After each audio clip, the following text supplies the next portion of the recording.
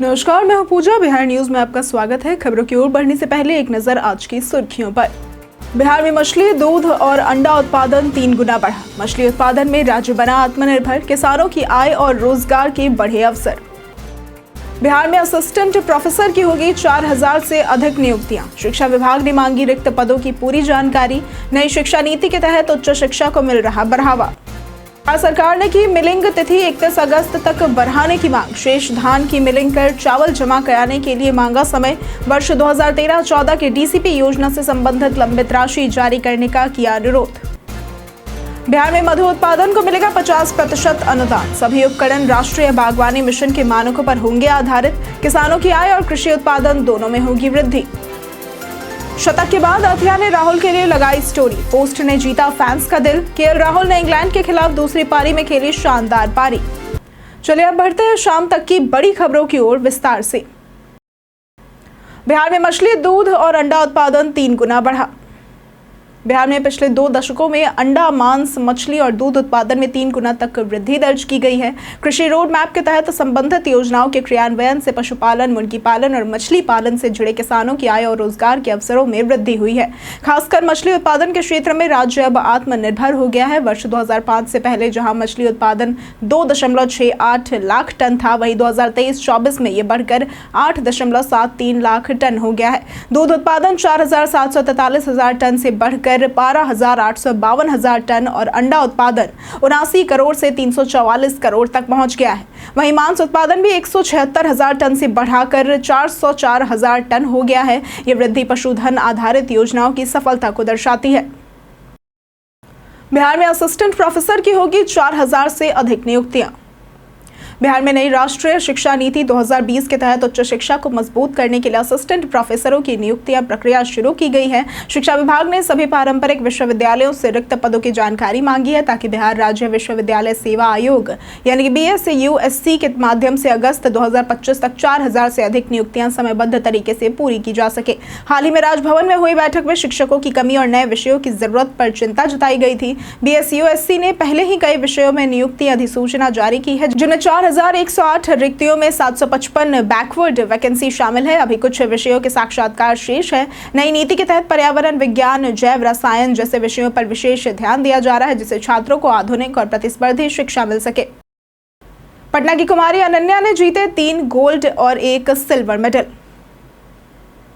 Pataliputra sports complex में आयोजित Bihar state ranking table tennis प्रतियोगिता में पटना की कुमारी अनन्या ने शानदार प्रदर्शन करते हुए 3 स्वर्ण और 1 रजत पदक जीतकर टूर्नामेंट की सर्वश्रेष्ठ खिलाड़ी बनी। खेल विभाग, बिहार राज्य खेल प्राधिकरण और बिहार टेबल टेनिस एसोसिएशन के संयुक्त तत्वाधान में हुए इस टूर्नामेंट में बिहार के 17 जिलों से 250 खिलाड़ियों ने भाग लिया। अंडर 11 से अंडर 19 तक के बॉयज, गर्ल्स सिंगल और मेंस विमेन सिंगल इवेंट आयोजित हुए।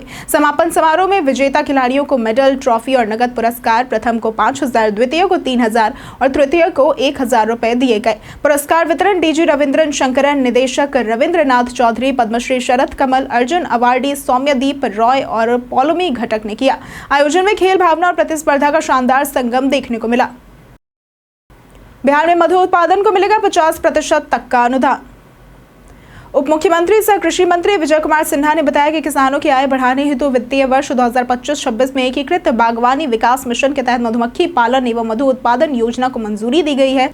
इसके लिए 10.30 करोड़ रुपए की स्वीकृति दी गई है। योजना के अंतर्गत किसानों को मधुमक्खी बक्सा, छत्ता, मधु निष्कासन यंत्र और फूड ग्रेड कंटेनर पर 50% तक का अनुदान मिलेगा। मक्खी बक्से के 4,000 रुपए के खर्च पर 2,000, छत्ते के 2,000 रुपए खर्च पर 1,000 और निष्कासन यंत्र व कंटेनर के 20,000 रुपए के खर्च पर 10,000 रुपए का अनुदान मिलेगा। सभी उपकरण राष्ट्रीय बागवानी मिशन के मानकों पर आधारित होंगे। रानी, ड्रोन और वर्कर मधुमक्खियां, मोम वार्ने उपकरण भी दिए जाएंगे।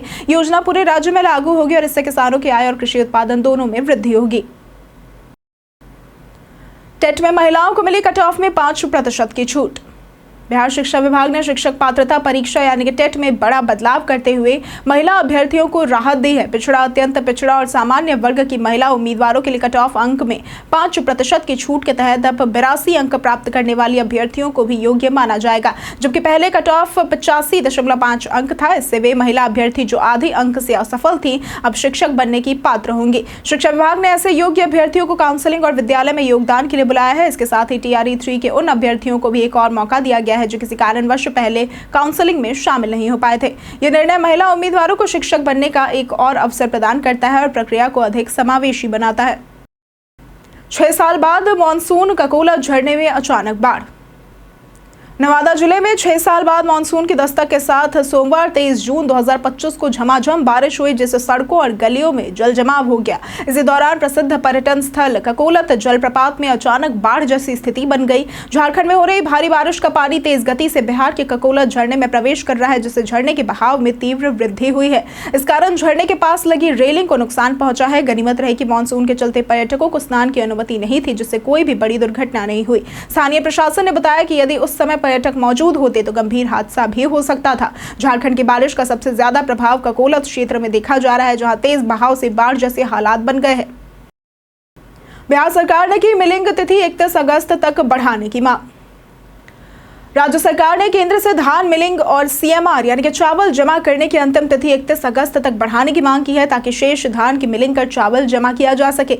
ये मांग केंद्रीय उपभोक्ता मामले, खाद्य और सार्वजनिक वितरण मंत्री प्रहलाद जोशी के पटना दौरे के दौरान हुई बैठक में रखी गई। बैठक में बिहार सरकार की ओर से मंत्री लेशी सिंह और डॉक्टर प्रेम कुमार मौजूद थे। राज्य सरकार ने वर्ष 2013-14 की डीसीपी योजना से संबंधित 4,869 करोड़ की लंबित राशि जारी करने का भी अनुरोध किया।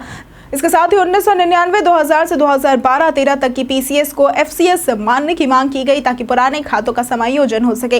केंद्रीय मंत्री ने नियमानुसार सकारात्मक निर्णय का आश्वासन दिया है। बैठक में दोनों पक्षों के वरिष्ठ अधिकारी शामिल थे। घूस लेते पकड़े गए शिक्षक और डीपीओ।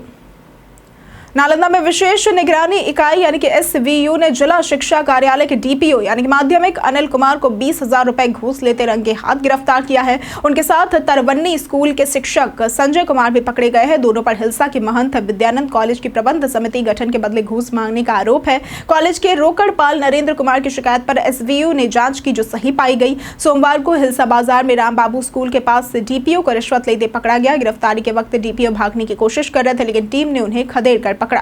टीम में डीएसपी राजकुमार सिंह व अन्य अधिकारी शामिल थे। एक अन्य सरकारी शिक्षक संजय भारती को बिचौलिया की भूमिका में गिरफ्तार किया गया। आरोपियों को कागजी कार्रवाई के बाद पटना भेजा गया।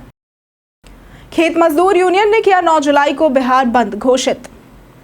बिहार राज्य खेत मजदूर यूनियन ने 9 जुलाई को प्रस्तावित आम हड़ताल के समर्थन में बिहार बंद की घोषणा की है। यह निर्णय मधुबनी के झंझारपुर में 21 से 22 जून को हुए 2 दिवसीय राज्य कन्वेंशन में लिया गया।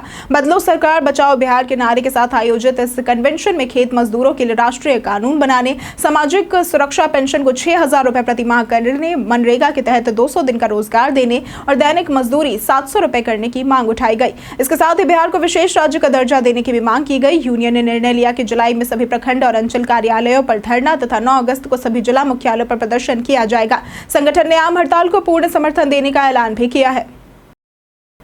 बिहार दौरे पर उपराष्ट्रपति, मुजफ्फरपुर में विशेष कार्यक्रम। उपराष्ट्रपति जगदीप धनखड़ मंगलवार को बिहार दौरे पर पहुंचे और हेलीकॉप्टर से मुजफ्फरपुर स्थित LN. Mishra college of business management पहुंचे, जहां उन्होंने कॉलेज के स्थापना दिवस और पूर्व मुख्यमंत्री जगन्नाथ मिश्रा की जयंती पर आयोजित समारोह में भाग लिया। कार्यक्रम स्थल पर भव्य जर्मन हैंगर पंडाल और आधुनिक तकनीकी साज सज्जा की गई थी। उपराष्ट्रपति ने छात्रों को शिक्षा, नेतृत्व और भारत के भविष्य पर प्रेरणादायक संबोधन दिया। इससे पहले पटना एयरपोर्ट पर मुख्यमंत्री नीतीश कुमार और उप मुख्यमंत्री सम्राट चौधरी ने उनका आत्मीय स्वागत किया। इस पूरे दौरे के दौरान सुरक्षा के कड़े इंतजाम किए गए थे, जिसकी निगरानी डीएम, एसएसपी सहित वरिष्ठ अधिकारियों ने भी की। उपराष्ट्रपति का ये दौरा राज्य में शिक्षा के प्रति बढ़ते महत्व और सकारात्मक प्रशासनिक माहौल का प्रतीक माना जा रहा है। पूर्वोत्तर बिहार को मिला उत्तर बंगाल से नया रेल कनेक्शन। पूर्वोत्तर सीमांत रेलवे ने अररिया से गलगलिया तक 110 किलोमीटर लंबी नई रेल लाइन का सफल ट्रायल रन पूरा किया है, जो पूर्वोत्तर बिहार को उत्तर बंगाल और पूर्वोत्तर भारत से जोड़ने वाली एक वैकल्पिक कनेक्टिविटी प्रदान करेगा। ठाकुरगंज स्टेशन से शुरू हुए इस ट्रायल में रेलवे जीएम अरुण कुमार चौधरी ने ट्रैक, सिग्नल और सुरक्षा उपायों की जांच की। स्थानीय लोगों और भाजपा सांसद प्रदीप कुमार सिंह ने परियोजना का स्वागत किया और उम्मीद जताई कि विधानसभा चुनाव से पहले यात्री ट्रेनें शुरू होंगी। इस परियोजना में 15 स्टेशन और 1 हाल्ट स्टेशन बनाए गए हैं। 2004-05 में स्वीकृत और 2006 में शुरू हुई ये योजना 2019 में गति पकड़ सकी। 2132 करोड़ की लागत वाली ये परियोजना न सिर्फ परिवहन बल्कि सामाजिक और आर्थिक विकास को भी नई दिशा देगी। तेजस्वी ने पेश किया नया और प्रगतिशील बिहार का विजन। नेता प्रतिपक्ष तेजस्वी यादव ने आगामी विधानसभा चुनाव से पहले बिहार की जनता को संबोधित करते हुए एक समृद्ध, प्रगतिशील और न्यायपूर्ण बिहार का विजन प्रस्तुत किया। उन्होंने अपने 17 महीने के कार्यकाल में 5 लाख नौकरियां देने और 3.5 लाख प्रक्रियाधीन नौकरियों का उल्लेख करते हुए एनडीए सरकार की 20 वर्षों की विफलताओं को उजागर किया। उन्होंने 10 लाख नौकरियों के अपने वादे को दोहराया और जातीय जनगणना, 65% तक आरक्षण और डोमिसाइल नीति लागू करने की प्रतिबद्धता जताई। तेजस्वी ने 94 लाख गरीब परिवारों को 2 लाख की सहायता और सामाजिक सुरक्षा पेंशन 1500 करने का वादा भी किया। औद्योगिक विकास हेतु आईटी, टेक्सटाइल, एजुकेशन सिटी जैसे प्रोजेक्ट्स का खाका पेश किया। उन्होंने समावेशी विकास और सकारात्मक राजनीति का वादा करते हुए जनता से एनडीए को हटाकर नया बिहार बनाने की अपील की। लालू के नामांकन पर भाजपा प्रवक्ता ने कसा तंज। भाजपा प्रवक्ता प्रभाकर कुमार मिश्र ने लालू यादव की 13वीं बार राजद के राष्ट्रीय अध्यक्ष पद पर नामांकन को लेकर तंज कसते हुए कहा कि लालू को अपने होनहार 9वीं फेल बेटे तेजस्वी पर भरोसा नहीं है। उन्होंने कहा कि जब पिता को ही बेटे पर भरोसा नहीं तो जनता क्यों करेगी। मिश्र ने लालू को न अच्छा मुख्यमंत्री और न अच्छा पारिवारिक मुखिया बताया। इसके साथ ही उन्होंने कहा कि पार्टी में अंदरूनी घमासान और बगावत बढ़ रही है। वहीं जदयू प्रवक्ता राजीव रंजन प्रसाद ने सवाल उठाया कि सजायाफ्ता लालू को फिर से अध्यक्ष बनाना कौन सी नैतिकता है। उन्होंने राजद को पारिवारिक पार्टी बताते हुए तेजस्वी यादव पर संविधान और नैतिकता की मर्यादा भंग करने का आरोप लगाया। दोनों दलों का कहना है कि राजद में परिवारवाद हावी है और पार्टी राजनीतिक शुचिता से कोसों दूर है। जनसुराज ने बनाई रणनीति, 40 दिन में टिकट तय। जनसुराज पार्टी की चुनाव समिति की बैठक जिला कार्यालय में हुई, जिसकी अध्यक्षता प्रमंडलीय संयोजक बिल्टू सहरी ने की। मुख्य अतिथि प्रदेश चुनाव समिति अध्यक्ष किशोर कुमार थे। बैठक में मिथिला प्रमंडल के सभी संयोजक, सह संयोजक और सदस्य शामिल हुए। आगामी विधानसभा चुनाव की रणनीति और कार्य योजना पर विस्तार से चर्चा हुई। किशोर कुमार ने बताया कि संभावित प्रत्याशियों के टिकट दावेदारी को मजबूत करने के लिए उन्हें अपने क्षेत्र में पार्टी द्वारा तय विभिन्न क्रियाकलापों सौंपे जाएंगे। इसके साथ ही चुनाव समिति सदस्यों को उनकी जिम्मेदारियों के महत्व से अवगत कराया गया। आगामी 40 दिनों में पार्टी के मापदंडों के आधार पर टिकट वितरण तय किया जाएगा। बैठक में अनिल मिश्रा, सुशील मिश्रा, शोएब खान, डॉक्टर इफ्तिखार आलम, नीलम पासवान सहित कई नेता मौजूद रहे। शतक के बाद अथिया ने राहुल के लिए लगाई स्टोरी। भारतीय बल्लेबाज केएल राहुल ने इंग्लैंड के खिलाफ दूसरी पारी में शानदार 137 रन की शतकीय पारी खेली, जिसने भारत को मजबूत स्थिति में ला दिया है। उनकी इस बेहतरीन पारी के बाद उनकी पत्नी और अभिनेत्री अथिया शेट्टी ने इंस्टाग्राम पर एक स्पेशल स्टोरी पोस्ट कर उन्हें खास अंदाज में सराहा। अथिया ने राहुल को टैग करते हुए दिल का इमोजी लगाया और लिखा, ये बेहद स्पेशल है, जिससे दोनों के बीच का प्यार और गर्व साफ झलकता है। इस पोस्ट ने फैंस का दिल जीत लिया। राहुल की ये पारी 247 गेंदों में 18 चौकों के साथ आई। वहीं पंत की शतकीय पारी ने भी भारत की स्थिति मजबूत की। इंग्लैंड को 371 रन का लक्ष्य मिला है, जिसके जवाब में चौथे दिन का खेल खत्म होने तक इंग्लैंड ने बिना विकेट गंवाए 21 रन बना लिए थे। बीते दिन हमारे द्वारा पूछे गए सवाल का जवाब आप लोगों में से बहुत लोगों ने हमारे कमेंट सेक्शन में लिख कर दिया है। जिन्होंने हमारे द्वारा पूछे गए सवाल का जवाब दिया है उनके नाम है मनोज दास, आदित्य जोशी, विनोद मोहन, धर्मेंद्र पंडित, आलोक प्रियदर्शी, राजकिशोर महतो, विजय कुमार, लक्ष्मी मेहता, अनवर करीम खान, रोशन यादव, जितेंद्र ठाकुर, रंजीत कुमार, अभय कुमार, अजय सिंह, शोमिका कुमारी। इसी के साथ बढ़ते हैं आज के सवाल की ओर। आज का सवाल है, आपको क्या लगता है शिक्षा और तकनीकी संस्थानों में हो रहे सुधार से युवाओं को कितना फायदा होगा? आप अपना जवाब हमें हमारे कमेंट सेक्शन में लिखकर जरूर बताएं। आज के लिए सिर्फ इतना ही। बिहार की तमाम खबरों के साथ बने रहने के लिए देखते रहें बिहारी न्यूज़। और साथ ही अगर आप यूट्यूब चैनल पर देख रहे हैं तो चैनल को सब्सक्राइब करें और अगर आप फेसबुक पेज पर देख रहे हैं तो लाइक और फॉलो जरूर करें।